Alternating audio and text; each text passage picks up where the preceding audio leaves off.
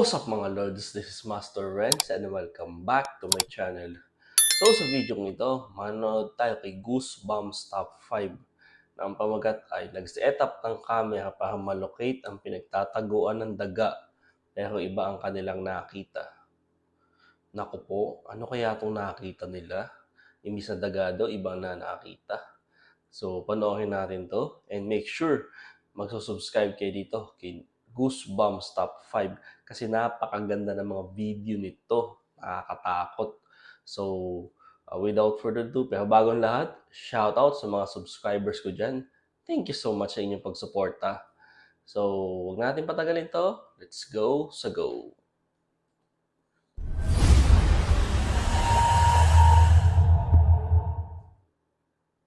Top 5 Ghosts Caught on Tape. Katakot talaga yung boses, oh. Ghost in the Attic.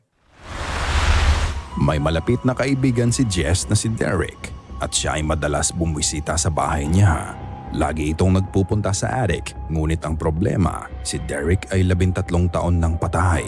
Isang gabi, muling bumisita si Derek sa bahay nila. Nag-record siya para maipakita niya ang encounter niya sa kaluluwa ng kaibigan niya. Ito ang video. Mary, what the fuck? Ayun nga, oh.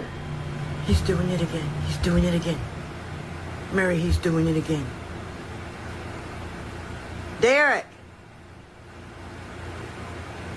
Hey, Derek! I know you're fucking with me, dude. Derek! Hey, Derek! Ayun na naman. Come on, you dumb... Ayun, no. Parang nakalambitin. What the fuck? Sa simula ng video, malinaw mong makikita ang malaking anino sa loob ng pinto papunta sa attic niya. Parang anino ito ng tao na nakabitin patiwari.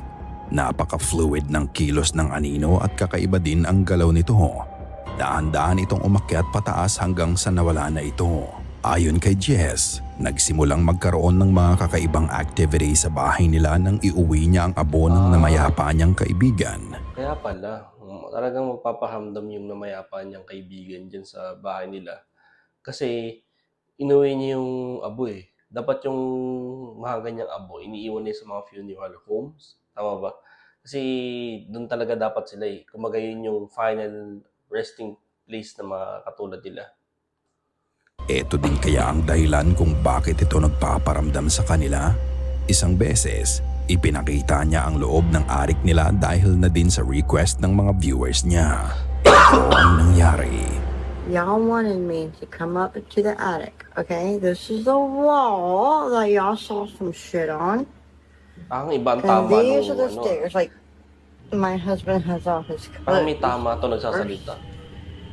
But if you look up there, Parang nakainom. there's no windows. I'm not going all the way up there because it scares the shit out of me. There's no windows. There's a sofa, some mirrors, a chair,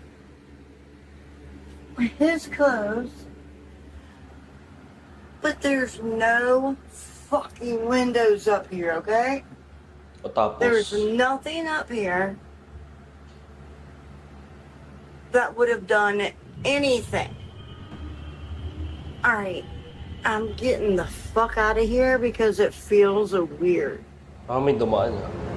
Nang ipakita niya ang loob ng attic, bukod sa ilang mga gamit na nandoon, wala namang kahit anong bagay ang pwedeng mag-cast ng anino na katulad ng nakita natin sa unang video. Kahit ganon, may napansin pa din akong kakaiba.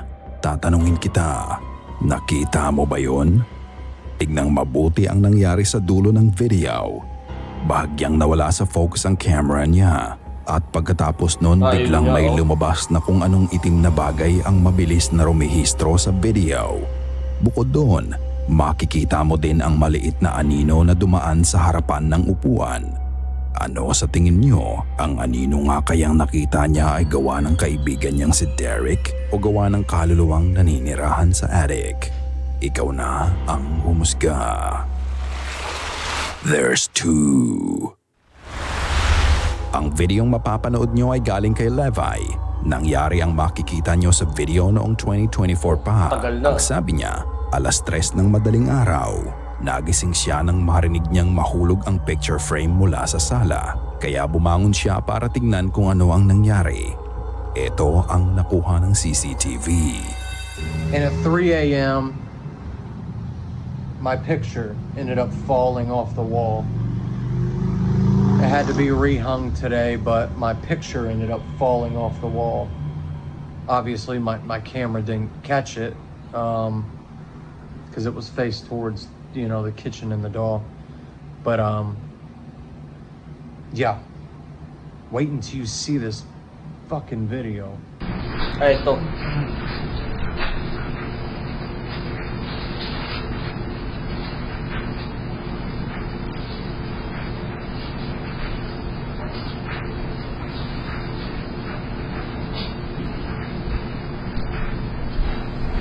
Oh, ayun no.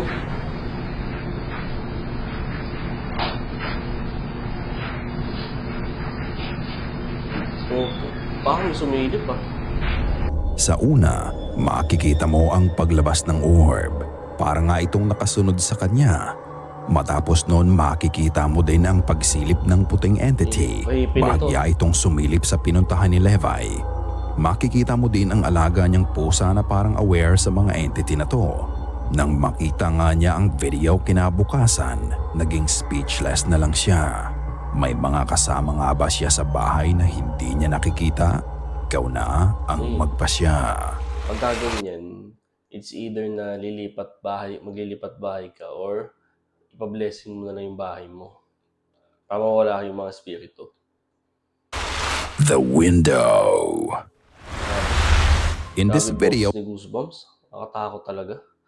Yung, alam mo yun, tapos ang galing pa niya mag-night. Yun pa yung napansin ko sa kanya. nanonood lang si Dan nang may napansin siyang kakaiba. Makikita mo sa video na may aninong naglalakad sa bintana niya. Kaya mabilis niyang sinilip kung may tao sa labas. Pero wala siyang nakita. Pagkatapos nga nun ay muling lumabas ang anino at dito na nga siya nagsimulang mag-record. Oh, ayan no. Hey, ¿qué pedo? No mames, si ven eso. ¡Qué verga!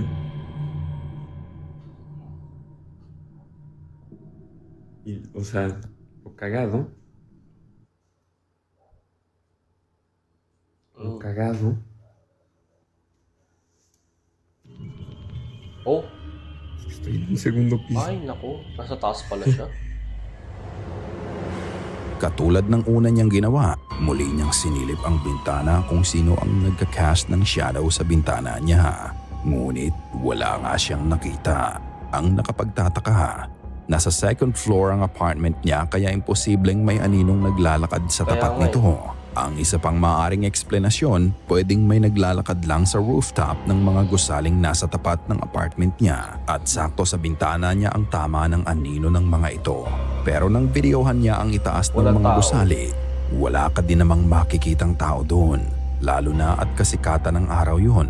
Kaya imposible ding may tatambay sa rooftop ng oras na yun. La sombra se vio hace ratito y ya no se ha visto como en un minuto o algo así. Y no hay nadie construyendo ni nada. O sea, no hay nadie en ninguna azotea. Nada. Absolutamente nada. Tampoco hay nadie en la calle. ¿Qué pedo? No, Rosita, qué verga. Grabe ah. What do you think of this? Is it a paranormal phenomena o gawa-gawa lang? Outback. May mga bagay na hindi maipaliwanag ang nagaganap sa bahay ng poster ng video. Ang sabi niya tuwing gabi kusa na lang nag-a-activate ang light sensor sa likod ng bahay nila. Pero kapag pupuntahan naman nila to, wala naman silang nakikitang pwedeng mag-activate nito. Dahil nga sa mga nangyayari, nag-install ng CCTV ang ama niya para makita kung may nakakapasok na pala sa bakuran nila. At matapos nga lang ng ilang araw, may nahagip din ang camera nila.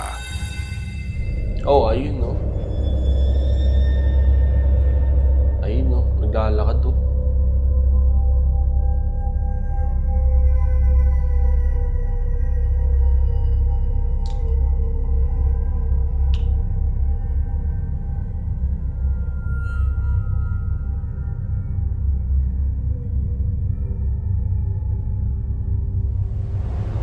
Lagpas 4:00 ng madaling araw muling nag-activate ang light sensor sa likod ng bahay nila. Kasabay nito nakunan din ng camera nila ang bagay na maaaring nag-activate nito.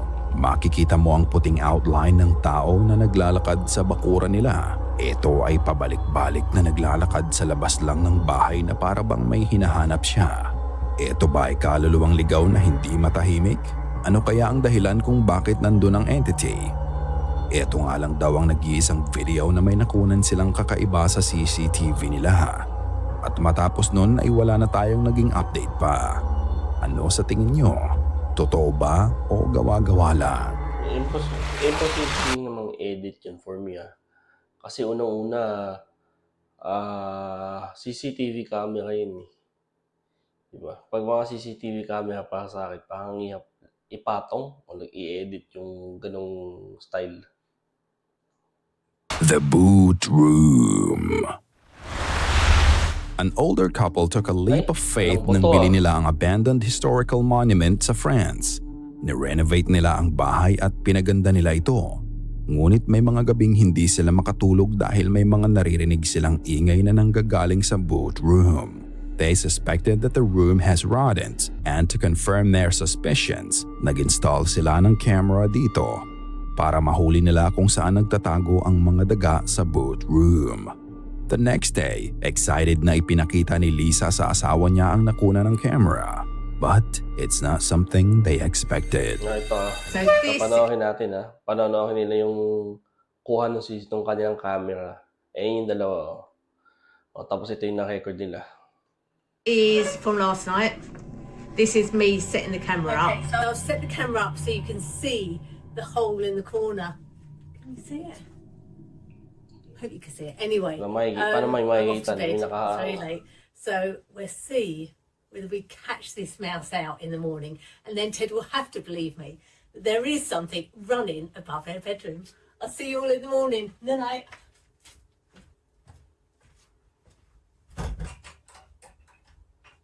Now you heard me put the latch on the door there. Yeah, it sounded like it, yeah.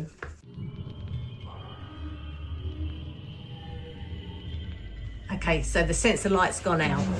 Right.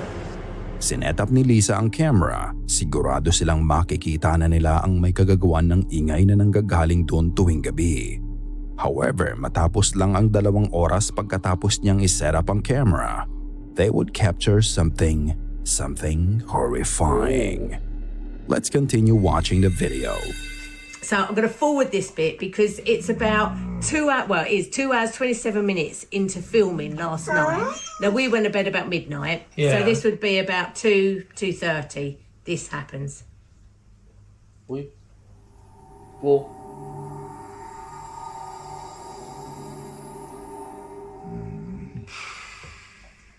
Now, you heard the latch go off the door. Yeah. And that's the light coming on.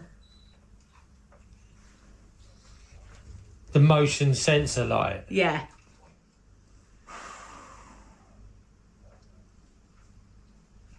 Bloody hell, what? There's shadow there. Ayun, Yeah, no. So I can see a shadow moving across it. Takot to Yeah.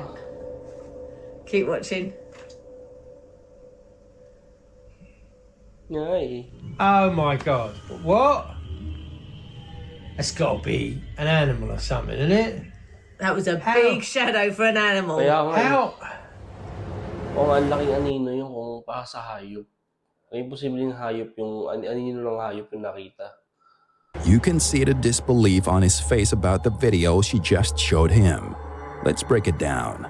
Una, maririnig mo ang latch ng pinto na gumalaw at pagkatapos noon, unti-unting nagbukas ang pinto.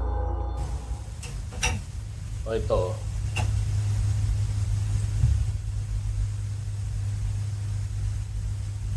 Ilang sandali lang pagkatapos bumukas ng pinto ng mag-isa, bigla na lang na-activate ang motion sensor light. Then, all of a sudden, makikita mo ang dark figure na nagmanifest. Ayun, no? Pumasok ito sa pinto at naglakad ito pa kanan. At nang maglaho ito, makikita mong unti-unting nag-tilt ang camera pakaliwa. It suggests na kung ano man ang dark entity na to ay aware ito sa paligid niya. They believe that what they caught on camera that night was the previous owner of the house. ngayong nalaman na nila ang may kagagawan ng ingay sa kwarto, makakatulog pa din kaya sila knowing na may kaluluwa silang kasama sa bahay? Katulad ng dati mga ka-Goosebumps, nasa iyo ang pagpapasya. Ikaw na ang bahalang humusga. Sana ay kinilabutan. Grabe yun ah. Dapat dun, gaya na sabi ko kanina, ipa-blessing nila yung tinitihan nila, yung bahay na nakuha nila. O yan, yung bahay mismo nila. Ipa-blessing nila. So yun, nakatapos na naman tayo. Mag-subscribe. Make sure mag-subscribe kayo dito kay Goosebumps Top 5. So yun, thank you so much sa inyong pagsama. And see you in my next video. And mag-iingat po kayo palagi.